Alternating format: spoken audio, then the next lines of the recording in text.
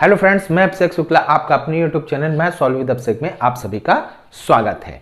ठीक है, अब देखिए हम लोग इससे पहले त्रिकोणमिति सीरीज पढ़ रहे थे।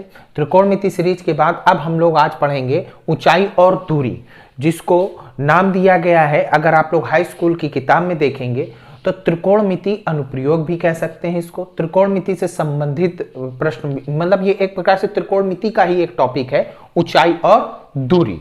ठीक है, त्रिकोणमिति अनुप्रयोग।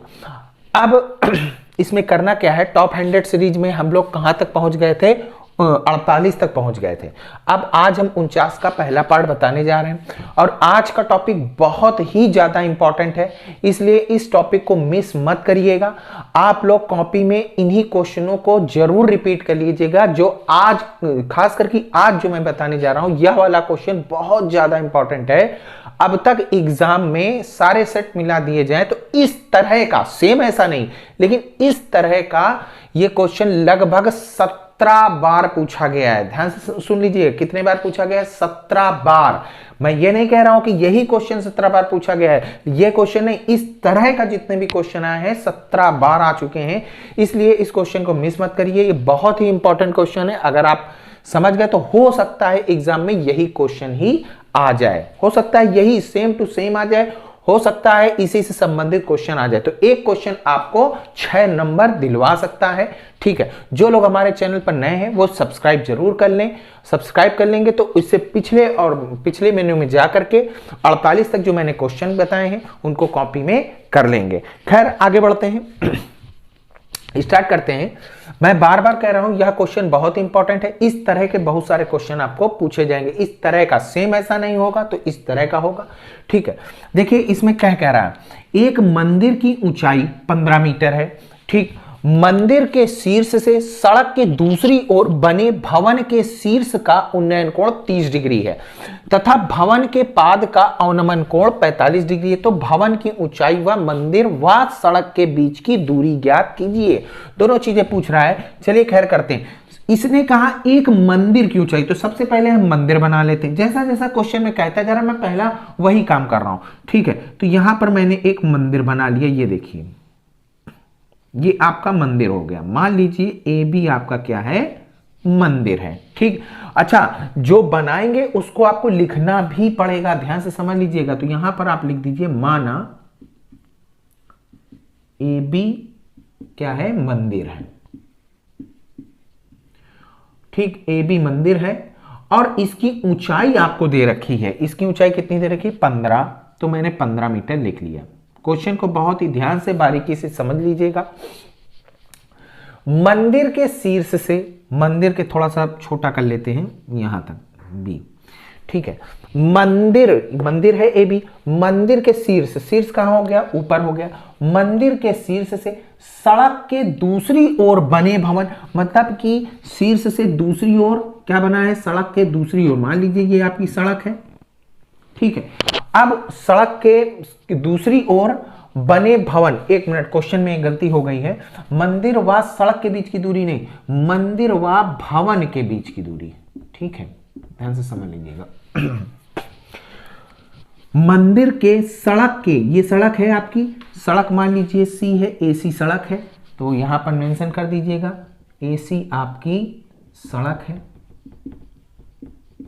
और मंदिर ए बी बराबर, मंदिर की दूरी कितनी थी? मंदिर की ऊंचाई 15 मीटर, तो मैंने 15 मीटर लिख दिया। ठीक, एसी आपकी क्या है? सड़क है। ठीक है, और एसी की दूरी कितनी है? क्वेश्चन में नहीं दी है। एसी की आप एक्स मान लीजिए, एक्स मीटर। ठीक, समझ गए होंगे आप लोग। खैर, अब आगे बढ़ते हैं। मंदिर क्या कह रहा था? मंदिर के शीर्ष से सड़क के दूसरी ओर बने, दूसरी ओर क्या बना है? भवन बना है। भवन बना दीजिए आप। भवन मंदिर से क्या होगा? ऊंचा होगा। अच्छा, आप लोग थोड़ा सा कंफ्यूज हो सकते हैं कि सर हम ये कैसे पहचानेंगे कि मंदिर बड़ा है कि भवन ऊंचा है? ठीक है, तो ध्यान से समझ लीजिएगा, क्वेश्चन में ही आपको पता चल जाएगा कि भवन ऊंचा है कि मंदिर है।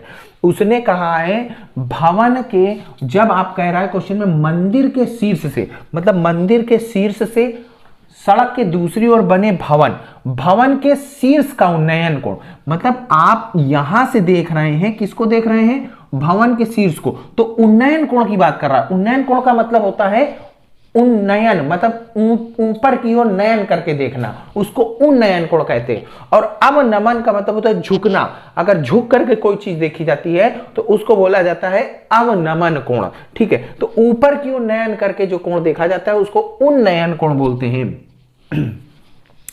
अब यहां से आप देख रहे हैं ऊपर की ओर, भवन के शीर्ष को देख रहे हैं तो उन्नयन कोण कह रहा है, इसका मतलब ऊपर देख रहे हैं, इसका मतलब भवन ऊंचा है, तभी तो ऊपर देख रहे हैं। अगर नीचे होता तो आप अवनमन कोण कहते। ठीक है, खैर अब आगे बढ़ते हैं। भवन के शीर्ष का उन्नयन कोण मतलब यहां से देख रहे हैं और भवन के शीर्ष को CD नाम दे दिया। CD आपका क्या है? भवन है। अब भवन की ऊंचाई आपकी कितनी दे रखी है, नहीं पता है तो H मीटर आप लोग मान लीजिए। ठीक है, इससे भवन के शीर्ष को देख रहे हैं, भवन के शीर्ष को देखा तो उन्नयन कोण कितना बन रहा है? 30। तो यहां से 30 का मतलब ये पूरा 30 नहीं होता है, 30 का मतलब होता है जहां से आप देखें वहां से एक क्षैतिज रेखा जरूर खींच दें। ठीक, क्षैतिज रेखा के साथ, और जो आप ऊपर की तरफ आंखें करके जो कोण देख रहे हो उनके बीच का जो कोण होगा वही आपको 30 डिग्री कहलाएगा। ठीक है, तो ये 30 दिया हुआ है। ठीक, एक पार्ट मेरा तैयार हो गया। अब ये आपका यहां किस बिंदु पर काट रहा है, मान लीजिए इसका नाम ई दे दिया है। ठीक है, अब भवन के शीर्ष का उन्नयन कोण 30 अंश है तथा भवन के पाद का अवनमन कोण 45 है। मतलब कि आप मंदिर के शीर्ष से भवन के पाद को, पाद का मतलब होता है नीचे वाला पार्ट। ठीक है, सबसे नीचे वाला पार्ट। ठीक है, चरण, पाद का मतलब होता है चरण। तो आप मंदिर के शीर्ष से भवन के पाद को देख रहे हैं तो अवनमन कोण, अवनमन क्योंकि ऊपर से नीचे देखा जा रहा है इसलिए अवनमन कोण। अवनमन कितना है? 45। अब आप अवनमन बनाएंगे कहां, क्योंकि यहीं से बनाना होता है। और मैंने बताया जो कोण बनता है, एक जो ये तिरछी रेखा है और एक जो सीधी आपने खींची, उनके बीच का ये जो कोण होगा ये आपका 45 डिग्री होगा। ठीक, समझ में आ गया होगा बहुत अच्छी तरीके। तो अब हमको निकालना क्या है, तो भवन की ऊंचाई, मैंने भवन की ऊंचाई मान ही ली है क्योंकि भवन आपका सीढ़ी है। देखिए सीढ़ी में भवन की ऊंचाई H मीटर है, तो यहां से यहां तक आपका H मीटर है, मैंने मान लिया था। ठीक है, मंदिर व क्वेश्चन में कह रहा है भवन की ऊंचाई ज्ञात करनी है, मंदिर व भवन के बीच की दूरी, मतलब मंदिर और भवन के बीच की दूरी, मतलब AC भी हमको निकालनी है, X की वैल्यू निकालनी है, H की वैल्यू निकालनी है। AC तुम्हारी सड़क है तो इस सड़क का X यहां लिख दीजिए, X मीटर। ठीक है, चलिए अब आगे बढ़ते हैं। मेरा फिगर तैयार हो गया। अगर आपका फिगर बन गया तो समझ लीजिए 90% क्वेश्चन हल हो गया।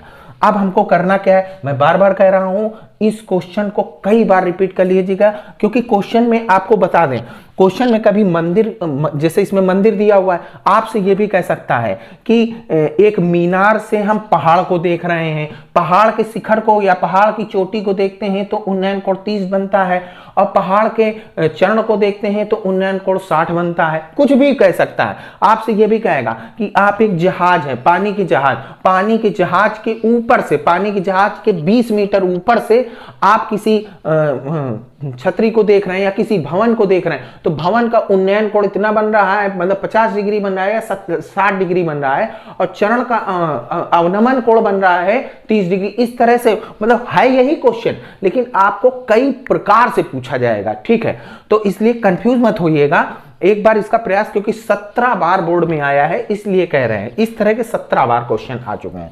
खैर, ये आपका 15 मीटर है। अब ये भी 15 है तो ये इसके समांतर है, तो ये भी हमारा कितना आ जाएगा, ये भी 15 मीटर ही होगा, ये भी आपका 15 मीटर हो गया। खैर, ये भी समझ गए होंगे, मतलब कि CE की वैल्यू भी 15 मीटर है। क्लियर हो गया होगा आप लोगों को। अब आगे बढ़ते हैं।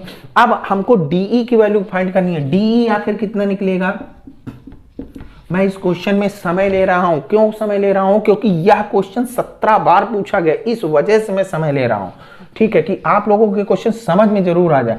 DE का मान निकल, अब देखिए DE की वैल्यू क्या होगी, पूरी H है, H में से अगर 15 माइनस कर देंगे तो DE का मान हमको निकल आएगा। तो DE की वैल्यू होगी H माइनस 15, गलती से 15 माइनस एच मत कर दीजिएगा, बहुत से लड़के गलती कर देते हैं, 15 माइनस एच कर देते हैं। क्यों भाई, 15 तो छोटा है, एच बड़ा है, तो बड़े में से छोटा घटाया जाता है, ठीक, ना कि छोटे में से बड़ा। h माइनस 15 हो गया, ये किसकी वैल्यू आ गई, DE की वैल्यू। अब हम आगे बढ़ते हैं, यहां तक हमारा फिगर पूरा तैयार हो गया है। अब हमको सबसे, अब ये भी बता दें, AC x है तो यहां से यहां तक की दूरी भी क्या कहलाएगी, x कहलाएगी, मतलब BE भी आपका क्या होगा, x होगा। सारी चीजें मैंने मेंशन कर दिया है। अब आगे बढ़ते हैं। अब हम लोग इसमें दो सिर्फ त्रिभुज आपको ढूंढना पड़ता है, कितने त्रिभुज, दो। हाँ, एक चीज मैं आपको और बताऊं, ये 45 है तो ये भी क्या होगा, 45 डिग्री ही होगा। अगर ऊपर 45 तो नीचे 45 होगा, अगर ये 60 होता तो ये भी 60 होगा, ठीक। अब हम लोग आगे बढ़ते हैं। हमेशा दो त्रिभुज आप खोजने पड़ेंगे, कितने, क्योंकि दो चीज की वैल्यू निकालनी है ना, x की और तुमको h की वैल्यू, दो वैल्यू निकालनी है, तो इसका मतलब दो त्रिभुज देखने होंगे। आपको सामने सामने दो त्रिभुज दिख रहा है, कौन सा, एक तो त्रिभुज DBE दिख रहा है, तो पहले लिख लेंगे त्रिभुज DBE में। ध्यान से देखिए, DBE में कौन सा, इस तरह के जितने क्वेश्चन आते हैं 90% आपको tan वाला फॉर्मूला लगाना पड़ता है, कि कौन वाला, tan वाला लगाना पड़ता है। तो tan 30 इज इक्वल टू लंब आपका कितना है, क्योंकि आप DBE की बात कर रहे हैं ना, तो DBE में tan 30 इज इक्वल टू लंब आपका कितना होगा, DE, DC मत कर दीजिएगा, क्योंकि सिर्फ इतना ही त्रिभुज तो ले रहे हैं, तो 30 के सामने वाला लंब कितना है, DE, बटे आधार कितना है आपका, BE, आधार है x। tan 30 लिखा रहने दीजिए। DE की वैल्यू हमारे पास दे रखी है, DE की वैल्यू कितनी दे रखी है, h माइनस 15 बटे x। इसको समीकरण एक करके छोड़ दीजिए, ठीक, अभी मत हल करिए, बस छोड़ दीजिए। अब हम लोग आते हैं त्रिभुज BAC में, किसमें, त्रिभुज BAC में। आप लोग सोच रहे होंगे सर क्या हम BCE नहीं ले सकते हैं, तो आप लोग वो भी ले सकते हैं, कोई डाउट नहीं है, जो आपकी मर्जी हो, आपको ये त्रिभुज लेना हो ये त्रिभुज ले लीजिए, ये त्रिभुज लेना हो ये त्रिभुज ले लीजिए, ठीक है। लेकिन हमको ये ज्यादा सही लग रहा है, त्रिभुज ABC में, त्रिभुज ABC में। ध्यान से देखिएगा, त्रिभुज ABC में कौन सा formula, tan 45 is equal to लंब आपका कितना है, AB है, बटे आधार कितना है, आधार आपका x है। अब आपको पता है tan 45 का मान कितना होता है, tan 45 की वैल्यू 1 होती है, तो 1 इज इक्वल टू AB बटे x, ठीक है। AB की वैल्यू भी दे रखी है, x को यहां भेज दीजिए, x यहां आ जाएगा, और AB की वैल्यू हमको पता है, AB की वैल्यू 15 है, तो 15 लिख दीजिए। x बराबर आपका आ गया 15 मीटर। x क्या था, x हमको पता है, x AC मतलब कि सड़क, मंदिर व भवन के बीच की दूरी है AC, तो हमको x की वैल्यू पता चल गई। अब हम लोग सेकंड आते हैं, इसी x का मान समीकरण 1 में रख दीजिए, यहां पर कर रहे हैं, x का मान समीकरण 1 में रखने पर, खैर रखते हैं, तो क्या आ जाएगा, tan 30 is equal to h minus 15 upon 15, ठीक, x की वैल्यू रख दी है। tan 30 की वैल्यू कितनी होती है, 1 अपॉन √3 बराबर h माइनस 15 बटे 15 यहां आ जाएगा, √3 का वहां गुणा हो जाएगा, ठीक है। तो ये आ जाएगा 15 बराबर √3 का h में गुणा हो जाएगा, √3h माइनस 15 √3, क्योंकि दोनों में होगा ना गुणा, माइनस का 15 √3 यहां आ जाएगा, तो हो जाएगा √3h बराबर 15 प्लस 15 √3, ठीक है। √3h बराबर वहां से उठा रहे हैं, √3h बराबर 15 वहां से कॉमन आ जाएगा, तो बचेगा 1 प्लस √3, चाहे √3 प्लस 1 का हो चाहे 1 प्लस √3 यहाँ गुणे में है, वहां जाएगा तो बटे में हो जाएगा। 15 1 प्लस √3 बटे √3। इसी √3 का ऊपर नीचे गुणा करा देंगे, क्योंकि नीचे रूट में वैल्यू नहीं होनी चाहिए। तो ऊपर आ जाएगा, ये जो लिखा हुआ है लिखा रहने दीजिए 15, और √3 को अंदर भेज दीजिए आप। √3 का 1 में मल्टीप्लाई हो जाएगा, √3 आ जाएगा, प्लस √3 का √3 से मल्टीप्लाई हो जाएगा, 3 हो जाएगा। अपॉन में कितना आ गया, √3 का √3 में गुणा हो जाएगा 3। 3 से 15 कट गया, 3 पचे 15, तो 5 ब्रैकेट में 3 प्लस √3 मीटर। समझ में आ गया होगा आपको। h का मान हमको कितनी आ गई, 5 ब्रैकेट में 3 प्लस √3 मीटर, और x का मान मतलब कि मंदिर व भवन के बीच की दूरी इतनी आ गई। क्वेश्चन 6 मार्क्स का आता है और ये क्वेश्चन बहुत ज्यादा इंपॉर्टेंट है, कई बार अभ्यास कर लीजिएगा। अब नेक्स्ट में आते हैं हम लोग। मेरे प्यारे बच्चों, नेक्स्ट क्वेश्चन हमारा क्या कह रहा है, एक चिड़िया 80 मीटर ऊंचे पेड़ पर बैठी है। ध्यान से समझ लीजिएगा। अब जैसा ही क्वेश्चन ये लिखा हुआ है तो मैं एक फिगर भी बनाता जा रहा हूं। एक चिड़िया 80 मीटर ऊंचे पेड़ पर बैठी है, तो मान लीजिए भाई ये एक पेड़ है ए बी, इसकी ऊंचाई है 80 मीटर, 80 मीटर ऊंचाई है। ठीक, यहां लिख भी दे रहे हैं, माना ए बी, यहां पर लिख देते हैं। ठीक है, माना ए बी हमारा क्या है, पेड़ है, जिसकी ऊंचाई हमको दे रखी है 80 मीटर। क्लियर हो गया होगा। ठीक है, अब आगे आते हैं। पृथ्वी तल के किसी बिंदु से, भाई पृथ्वी तो नीचे होगी, ठीक है, ये मान लीजिए पृथ्वी है, ये ए सी पृथ्वी है। ठीक है, ए सी पृथ्वी तल के किसी बिंदु से, मान लो इस बिंदु से, कौन से बिंदु से, सी बिंदु से। ठीक, समझ गए होंगे, सी बिंदु से चिड़िया का उन्नयन कोण 45 डिग्री है। चिड़िया बैठी कहाँ है, पेड़ के ऊपर, बी बिंदु पर चिड़िया बैठी हुई है। ठीक, जब हम लोग यहां से उन्नयन कोण की बात कर रहा, तो ऊपर की ओर देखेंगे, उन्नयन कोण कितना बन रहा है, 45 डिग्री बन रहा है। भाई जैसा क्वेश्चन में कहता जा रहा, मैं वैसा करता जा रहा हूं, एक एक पार्ट पढ़ते जा रहे हैं, फिगर बनाते जा रहे हैं। 45 डिग्री है। चिड़िया क्षैतिज दिशा में इस प्रकार उड़ती है। 36 का मतलब होता है ये ऐसे, या तो चिड़िया उधर जा रही है या चिड़िया इधर आ रही है। अभी कैसे पता करेंगे कहां जा रही है, जरा आगे पढ़ते हैं। क्षैतिज दिशा में इस प्रकार उड़ती है कि उसकी पृथ्वी तल से ऊंचाई समान है। मतलब ऊंचाई समान का मतलब या तो ऐसे जा रही है, ऊंचाई जितनी है वो उतनी रहेगी, मतलब ऐसे या ऐसे, ऐसे नहीं उड़ रही है, या ऐसे ऐसे नहीं उड़ रही है। कैसे उड़ रही है, एकदम सीधी, या तो इधर की तरफ जा रही होगी चिड़िया या इधर की तरफ आ रही होगी। ठीक, क्षैतिज दिशा में ऐसे ऐसे उड़ रही है कि उसकी पृथ्वी तल से ऊंचाई समान रहती है। 2 सेकंड के बाद उसी बिंदु से, उसी बिंदु मतलब सी बिंदु से, उसी बिंदु से चिड़िया का उन्नयन कोण 30 डिग्री हो जाता है। अच्छा, इसका मतलब कोण क्या हो गया, घट गया। अगर कोण घट गया तो समझ जाइए कि वह उस बिंदु से दूर जा रही है। फिर से समझ लीजिएगा, अगर कोण घटे, क्या हो, अगर कोण घटे, 45 से घट करके 30 हो गया, तो इसका मतलब दूर जा रही है। और अगर कोण बढ़ जाता, अगर यहां 60 डिग्री हो जाता, तो समझ जाते चिड़िया कहां है, इस तरफ आ रही है। आप लोग समझ गए होंगे। ठीक है, अगर कोण बढ़ेगा तो इसका मतलब बिंदु की ओर आ रही है, इस बिंदु की तरफ आ रही है, और अगर कोण घटेगा तो बिंदु से दूर जा रही है। ठीक, समझ में आ गया होगा, इसका मतलब इस तरफ उड़ रही है। चिड़िया के उड़ने की चाल याद करनी है। इस तरह का भी क्वेश्चन बहुत इंपॉर्टेंट है, करीब 5 या 6 बार क्वेश्चन आ चुका है, अगर सभी सेटों को मिला दिया जाए। अब देखिए, यहां से चिड़िया 2 सेकंड में कहां आ गई, किस बिंदु पर आ गई, हमारे पास मान लीजिए बी से आ गया, ए बी सी दे दिया, डी बिंदु पर आ गई। ठीक, डी बिंदु पर आ गई 2 सेकंड में।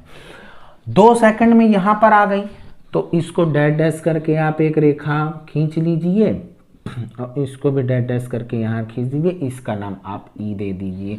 ये 80 है तो ये भी कितना होगा, 80 होगा। खैर, बी से उड़ करके कहाँ आ गई, 2 सेकंड में डी बिंदु पर आ गए। अब सी से डी बिंदु को देखने पर उन्नयन कोण हमारा कितना हो जाता है, देखो क्वेश्चन में कह रहा है 2 सेकंड के बाद उसी बिंदु से चिड़िया का उन्नयन कोण 30 डिग्री, मतलब सी से डी पर हम देख रहे हैं तो उन्नयन कोण कितना हो गया 30 डिग्री हो जाता है। ठीक, कितना हो जाता है 30 डिग्री। 30 डिग्री बना दिया मैंने।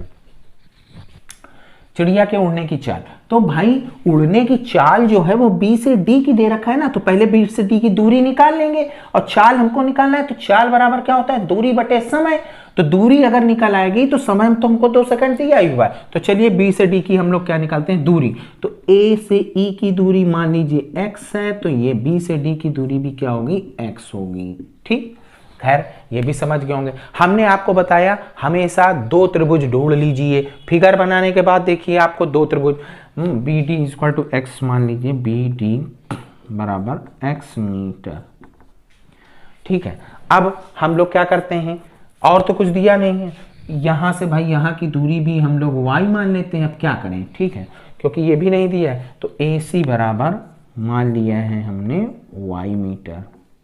चलिए इतनी चीज समझ में आ गई। अब आगे आते हैं। पहला त्रिभुज तो हमने ढूंढ लिया, पहले छोटा वाला। प्रयास यही किया करिए कि पहले छोटा वाला त्रिभुज ले लिया करिए।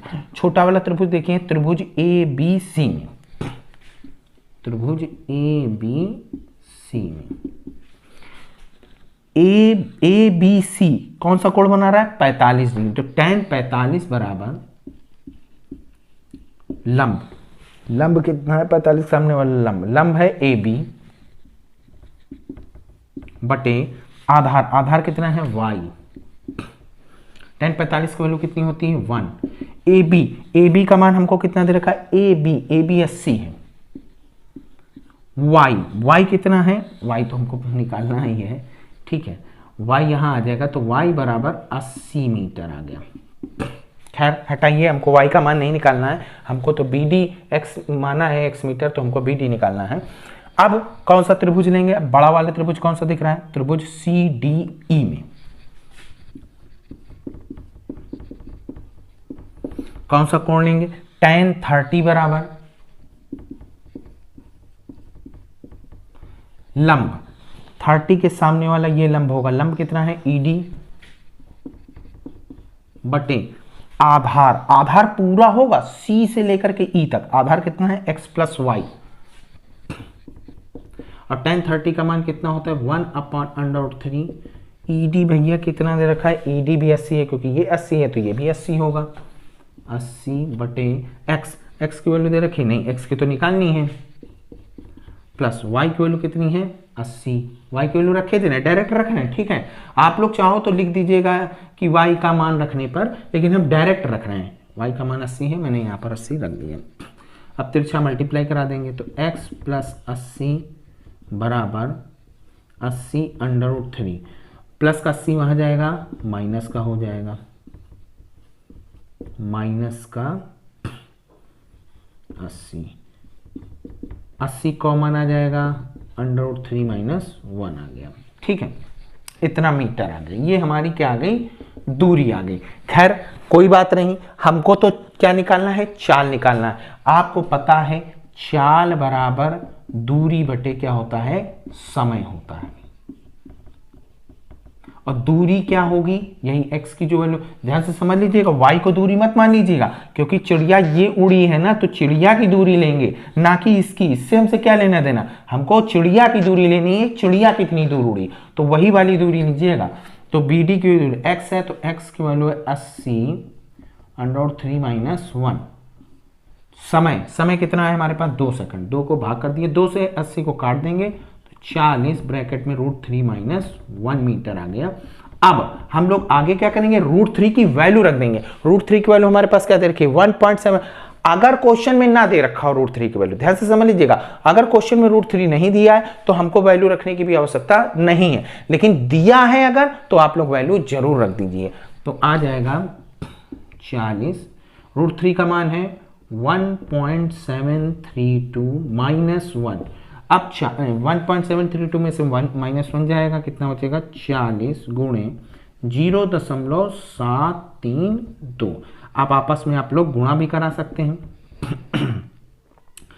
40 का इसे गुणा करा लेंगे हमारे पास, तो कितना आ जाएगा, या तो चाहो तो देखो गुणा कराने के पहले आप लोग अगर कंफ्यूज ना हो तो पहले पॉइंट हटा करके 3 जीरो बढ़ा लेंगे, क्योंकि पॉइंट के बाद 3 संख्या है, 1 जीरो से 1 जीरो काट दिए। अब पहले मल्टीप्लाई कर, अब काटिए नहीं, सीधे मल्टीप्लाई करा दीजिए। 4 दूनी 8, 4 3 12 की 2, हासिल लगा 1, 7 चौको 28, 28 और 1 29 बटे 100, 100 से भाग कर देंगे तो आ जाएगा 29.28 मीटर।